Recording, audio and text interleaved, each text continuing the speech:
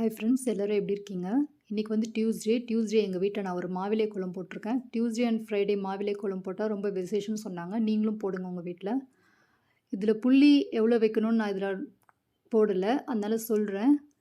9 புள்ளி 5 புள்ளியில் நிறுத்தணும். 9 to 5 இன்டர்கோட் சந்து புள்ளி.